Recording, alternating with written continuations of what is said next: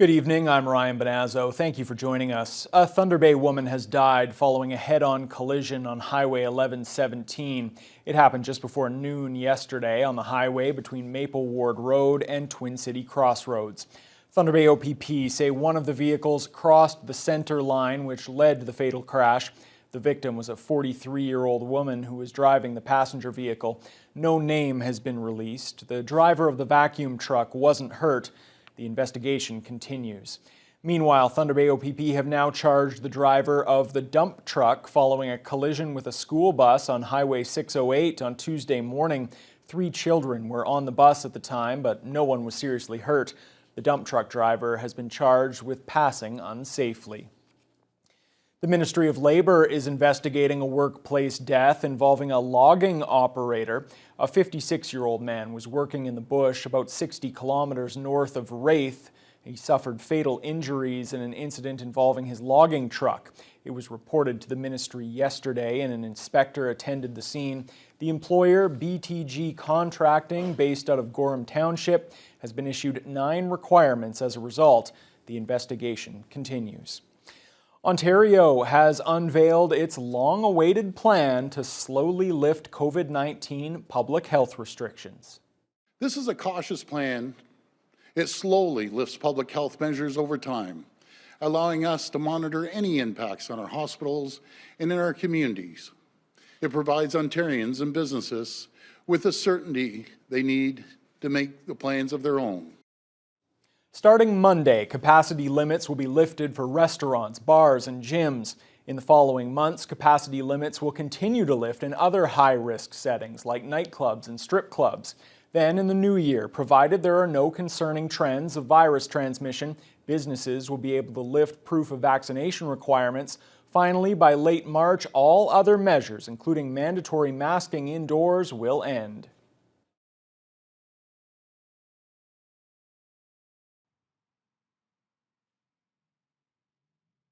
The weather helps us, to keep case numbers relatively low and to keep the ICU admissions over time relatively stable. That's then the moment when we lift more restrictions, and that's definitely spring 2022, provided one thing, which is that we don't have, a super mutated Delta that is a new curveball. Fingers crossed that this doesn't happen right now. We don't have evidence that it would happen, but one never knows. Well, the announcement from the Ford government is being welcomed as great news by the Thunder Bay business community, which has been greatly impacted, as many have, by those capacity limits during the pandemic. President of the Thunder Bay Chamber of Commerce, Charlotte Robinson, says it's been a frustrating few weeks for restaurants and other businesses as they saw restrictions lifted for big venues like sports arenas. She says today's announcement is exciting for many local business owners who can finally return to some level of normalcy and hopefully get some more money coming through the door. Yeah, we're really excited to see that these capacity limits are being lifted for restaurants and bars, casinos, meeting spaces, gyms. They've all suffered so much, and so this is really good news that they have another step towards more normal revenues and opportunities for their businesses. Well, meanwhile, the Thunder Bay District Health Unit is reporting its highest daily COVID-19 case count in more than 6 weeks, bumping the number of active cases to the highest level in more than a month. There are 6 new infections today. None of them come from the Thunder Bay area. 5 are from First Nation communities and the other is from elsewhere in the district. There's 1 close contact case, while 5 exposure sources are still unknown at this time. There are now 8 active cases across the district, the most since September 17th. Meanwhile, there are no new cases in the Northwestern Health Unit today. There are 3 active cases there. Agencies from across the city came together today to emphasize the importance of mental health. The goal is to spread awareness about the dire need for more services in the city and to connect people to the existing resources that are available. Mitchell Ringos reports. The Mental Health Matters community awareness event consisted of various organizations with the same goal, to come together and bring awareness to the ongoing mental health crisis and shed light on the disconnect in Thunder Bay. The event took place in honor of Dana Carl, who recently passed away due to her struggles with addiction, which is why Cassandra Nordell with Kelly Mental Health made a special announcement here. At this point in time, we are very excited to announce the Dana Carl Memorial Campaign. So we are raising money for crisis counseling and for women from ages 18 to 45 who need support services here. So we're very excited to offer that and to make that announcement today. The event hosted many speakers who talked about their experiences and the need for change, including Dana's mother, Carolyn Carl.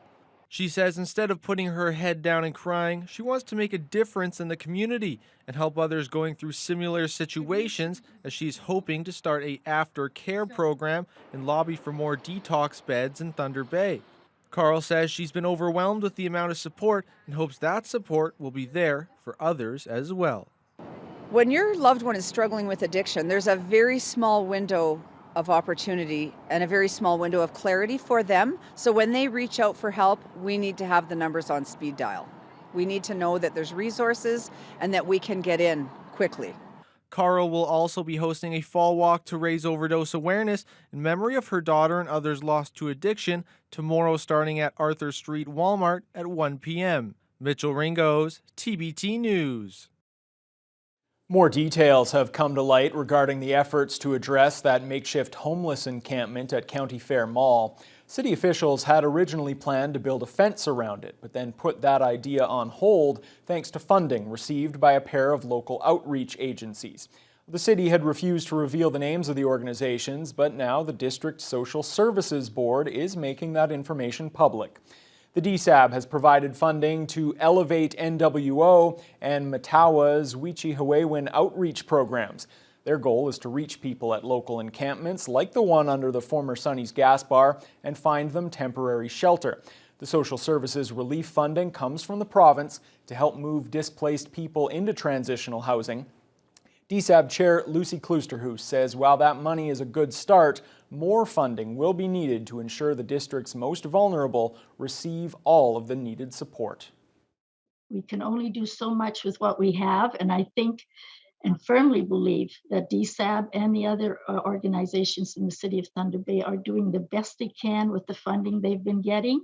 We just need to have more funding so that we can work with these people and get them into some kind of environment where we can work with them so that they can conquer their addictions and become productive residents. Kloosterhuis calls the recent harassment and threats made against the homeless this week in the Parkdale area heartbreaking. She insists now is the time for understanding and compassion. Canada's oldest and largest Indigenous organization is celebrating its 50th anniversary. Officials with the Ontario Native Women's Association got together for the annual General Assembly and Leadership Conference to reflect on their many accomplishments over the last half-century. Danielle Bain has more. The Ontario Native Women's Association works to empower Indigenous women's lives and help them with the many challenges they face. It was co-founded in 1971 by Jeanette Corbier-Lavelle, an Indigenous woman who battled all the way to the Supreme Court of Canada to be able to regain her status. Her daughter, Dawn Lavelle Harvard, has championed ONWA as the president for the last 18 years and was overwhelmed with joy thinking about how far the organization has come in 50 years. From no cash flow, trying to figure out how we were going to keep our doors open for the women so they could have services, to serving, over 50,000 people and over 30,000 families in this past year is just absolutely mind-blowing for me to see how far we've come, because that means so much for the families at the grassroots level. Executive Director Cora McGuire-Surrett had so much to be proud of while looking back at what ONWA has accomplished. 50 years of Indigenous women not taking no for an answer and continuing to create programming and services that meets their needs, and continuing to do the work without core sustainable funding, and with all the barriers and everything that we face, continuing to be leaders. And I think that's just one of the greatest stories that we have as an agency. Lavelle Harvard announced she will be stepping down as president, but has much comfort knowing the fate of the organization is in good hands with the next generation of women, including her daughter Amber. It is amazing to see the strength and the power of our young women. When I think of where we were at that age, to see these young women leaders out there, I can only imagine the great things they're going to achieve once they're in control, because they are miles ahead of where we were at that stage. Danielle Bain, TBT News. A 21-year-old man, formerly of Winnipeg, has been charged by Thunder Bay Police after he allegedly exposed himself to women on at least 3 occasions. One of the incidents happened at a Northside bar on September 30th, while the other 2 came at Lakehead University last month. The suspect is facing 4 counts of committing an indecent act and 4 counts of sexual assault. City police are also asking other possible victims or eyewitnesses to come forward. Well, the wait is almost over for local residents to experience the new and improved dam and pedestrian walkway at Boulevard Lake. After 2 years of rehabilitation work on the concrete dam, people will be able to start using it again in about 2 weeks. Aside from structural enhancements, the city has made a number of upgrades, including stainless steel railings, a wider top deck for easier snow removal, obstructions blocking the view have been removed, and there are new benches made from repurposed logs and rocks. Current River City Councillor Andrew Fold says the project couldn't have turned out any better. Well, simply put, awesome. I mean, this is a project that I've been working on probably 13 years. And I live very close to here. And the last 2 years, you know, I've witnessed almost on a daily basis the changes and the improvements. And I mean, you could tell from my smile that when this thing is done in a couple of weeks, like it's almost euphoric. Like I can't wait. The project was given an additional $1.5 million in August. On top of the initial $7.2 million contract, the project was able to finish within that revised budget. The only things left to do over the next couple weeks will be art installations, lighting, and some other finishing touches. The Salvation Army held a ribbon-cutting ceremony today to celebrate its new Journey to Life Center on Cumberland Street. The facility has been open for the past year, and finally, COVID measures allowed dignitaries to gather and recognize the effort to combat homelessness and addiction. Alex Flood reports. It's been a long time coming for the Salvation Army as they finally got to celebrate the opening of their Journey to Life Center. The facility provides Thunder Bay's homeless population with a safe place to stay while helping them integrate back into society. The $15 million space replaced an aging former hotel that was demolished last year on the same property. The Journey to Life Center is double the size of the old building, providing enhanced programming and a greater sense of privacy and dignity for the clients. Executive Director Gary Ferguson highlights the facility's importance as the region continues to tackle homelessness. Our facility does have an impact in working with the people, getting them off the streets. We're going into that cold weather time now again, so that's very important too as well. We're feeding people. We have the soup van out every night, providing approximately 150 meals a night. So we're out there, we're doing the things that we can. It's important for the community because we need options for people who are looking for housing, who are looking for safety from life on the streets, and of course in a northern Ontario climate, these are life and death moments for people if they can't find safe shelter.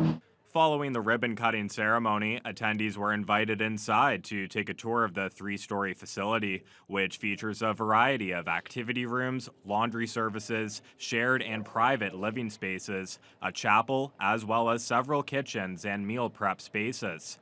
Lori Mitchell was the executive director here when this project was in development and is now an area commander with the Salvation Army. She's beyond impressed by the Journey to Life residents and how they've adapted to the new surroundings. It's so beautiful, and to see, I mean, the residents have lived here now for a year, and everything is still in beautiful condition, so they've taken a lot of pride in it. They're accountable to each other and really making sure that it's just a beautiful place for them to be. Alex Flood, TBT News. Well, it's a good thing that we have that Journey to Life